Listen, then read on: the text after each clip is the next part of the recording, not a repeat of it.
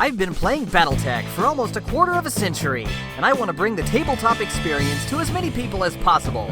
I want to have a great game with you. I'm Tuck Davian, and we're out on the open road, looking for players with guts to join us and feel the DACA on Battlebound.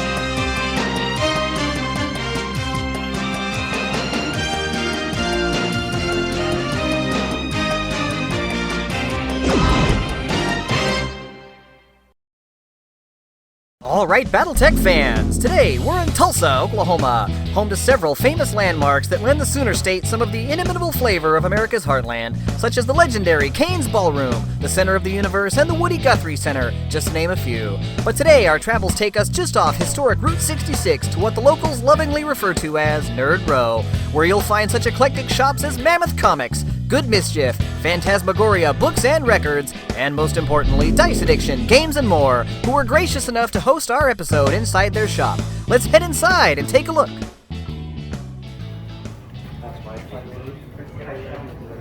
Hey, Chip. How's it going? Pretty good. All right, so thank you so much for having us here today. About ready to head out in the hallway and do this interview? Yep, sounds good. Fantastic. Let's get this done. All right, hey guys. So my name's Chip. I run Dice Addiction out of Tulsa, Oklahoma.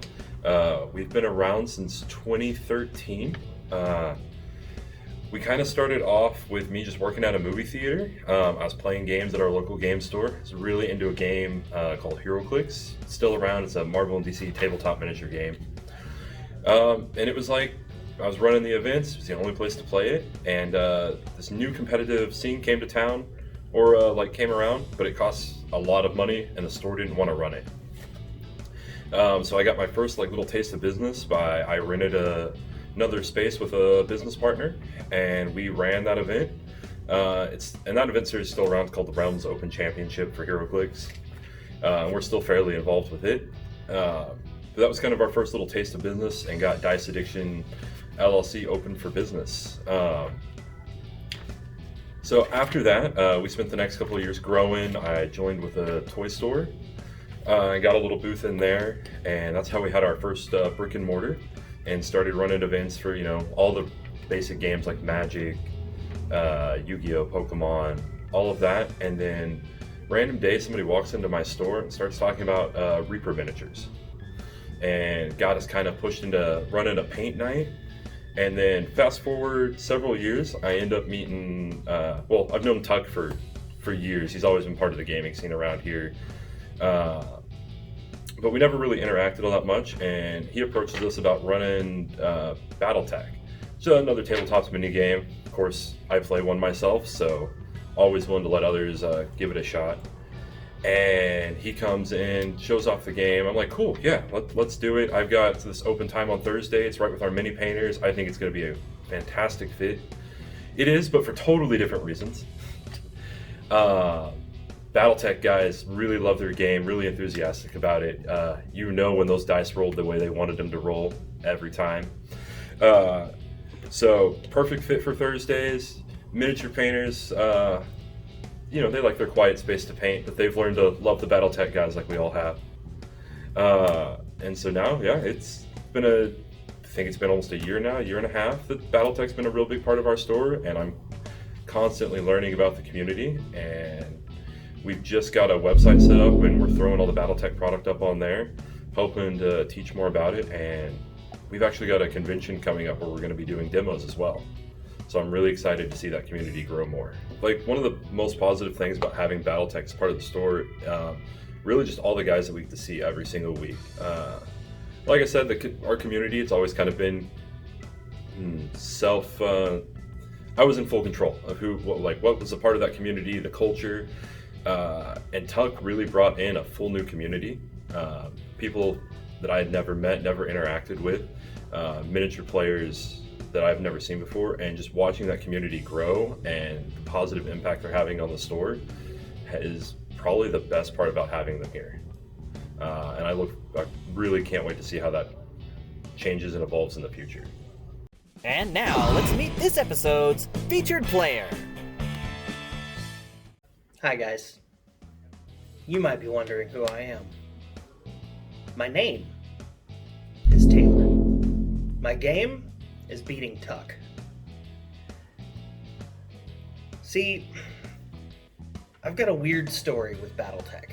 When I was a kid, I got a bunch of Super Nintendo games for Christmas one year. It was really awesome.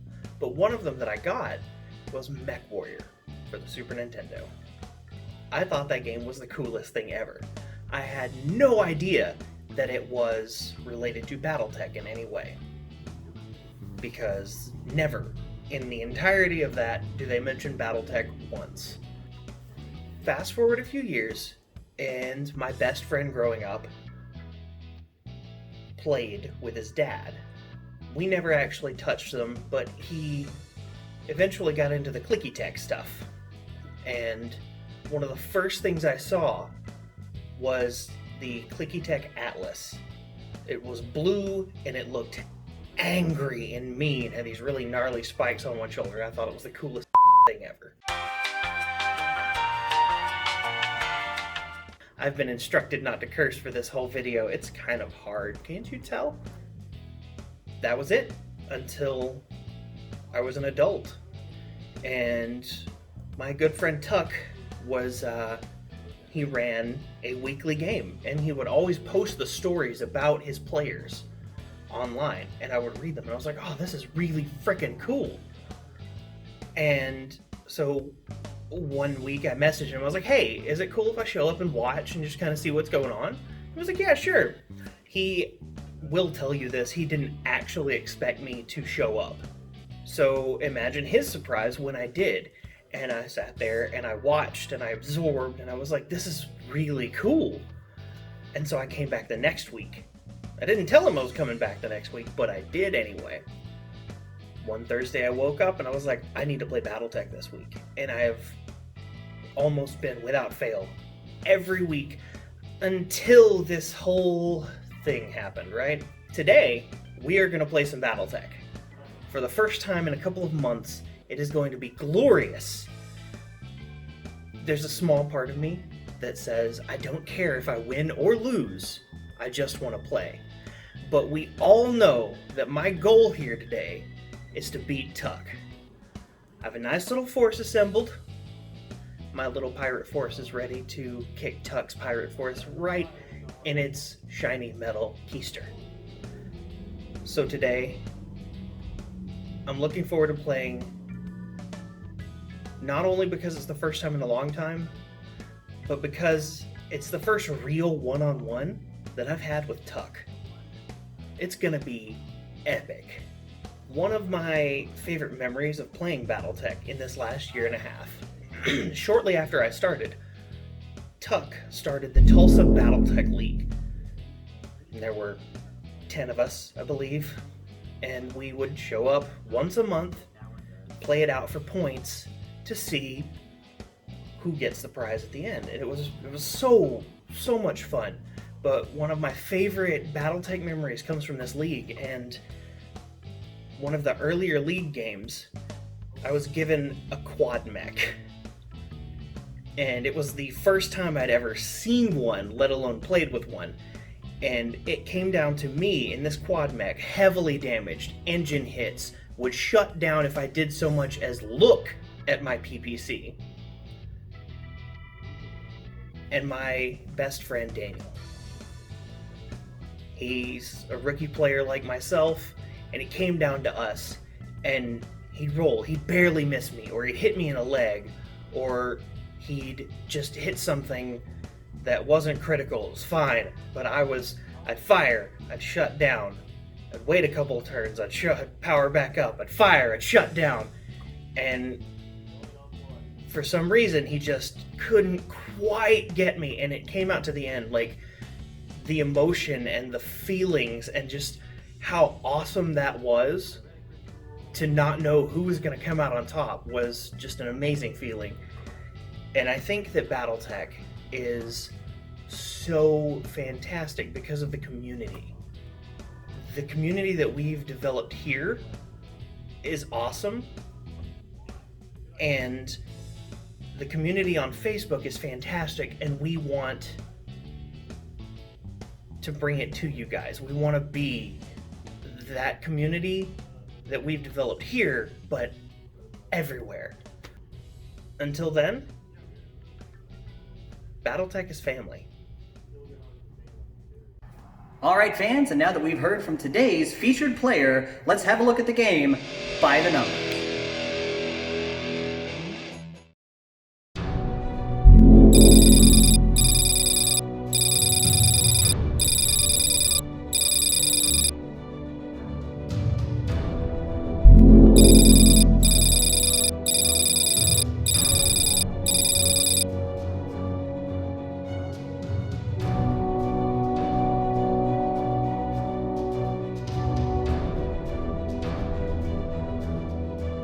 We polled the members of the Battletech International Facebook group, asking who you got, to see who they thought were more likely to win the fight. The results were a dead heat of 19-19, with voters citing playstyles and the mechs involved.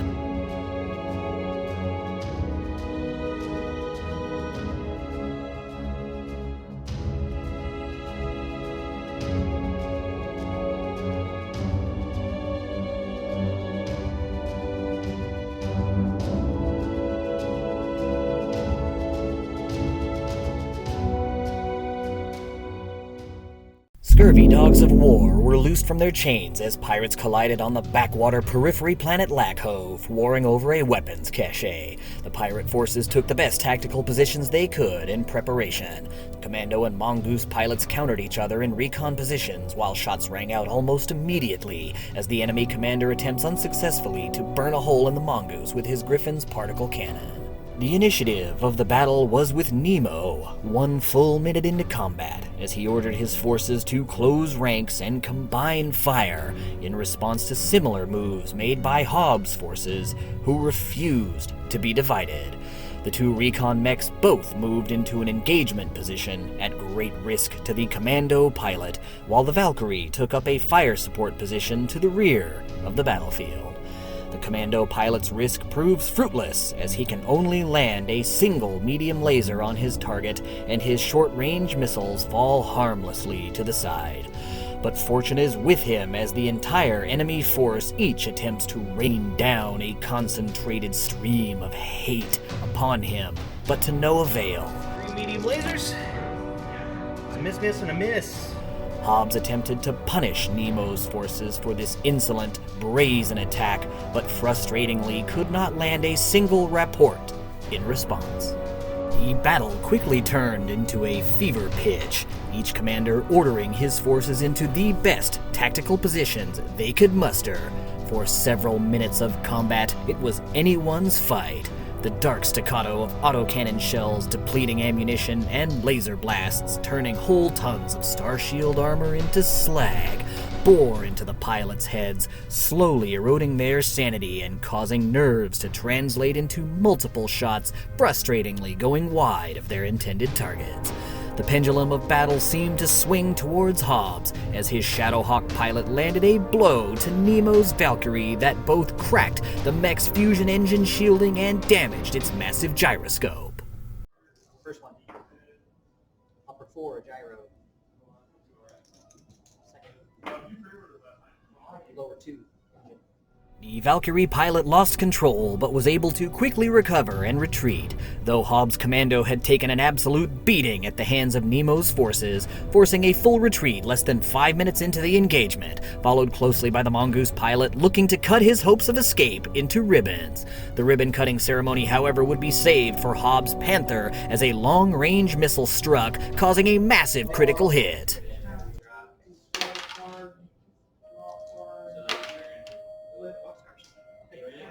So 3 crits on that. So 1 through 5. 1 through 5. You don't have to roll high low. It's just over table. That's what I was grabbing. 3 5s. Interesting. That means you blew up the ammo 3 times. That's pretty funny, I'm not gonna lie. The panther gone, the pendulum of battle had swung back to Nemo's side, as he would soon have a 2-to-1 advantage. Out of sheer spite, Hobbs refused to back down, deleting Nemo's Valkyrie after the Griffin pilot sent it to the scrap heap. Despite this loss, Nemo was still in full control. What would come next would send shocks down the Griffin pilot's spine as he and his lance mate covered the escape of the commando. And PPC to your head.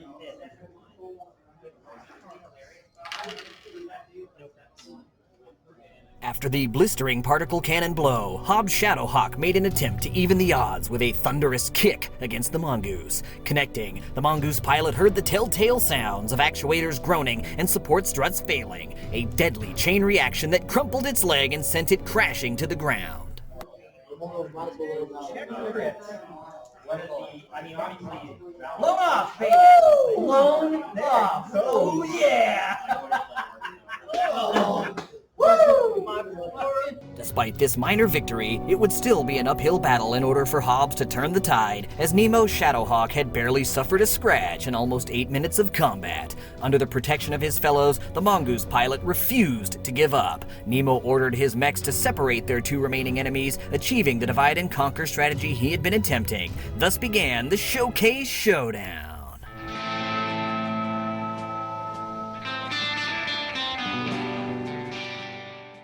Hobbs' punch-drunk forces held their ground as best they could against a seemingly inexorable tide, but the Griffin's heavy damage forced it into a nearby lake, its pilot hoping the reflection from the water would be enough to confound his opponent's shots. This strategy did not prove effective, however, and after sustaining more damage it could no longer afford, the pilot made his way to regroup with his comrade on the opposite end of the battlefield from whence they had come. Under concentrated fire from Nemo's forces, Hobbs' Griffin could stand no more, the might of its opponents leaving it nothing more than a ruined husk of its former days of glory, leaving the Shadowhawk against Nemo's 3.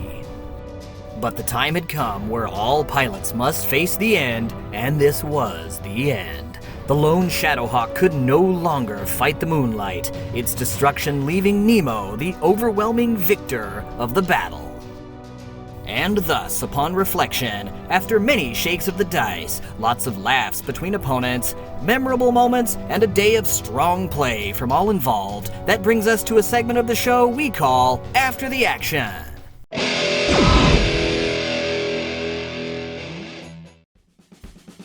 Once the game was finished and everything packed up, we headed down the road to Tally's Good Food Cafe, a Tulsa staple known by the locals for good eats, good times, and retro-centric memorabilia with a heavy favor to the king himself, Elvis Presley, making for decor choices that I'm sure would have founding member of Cranston Snord's Irregulars, the legendary mech warrior Rhonda Snord, feeling right at home.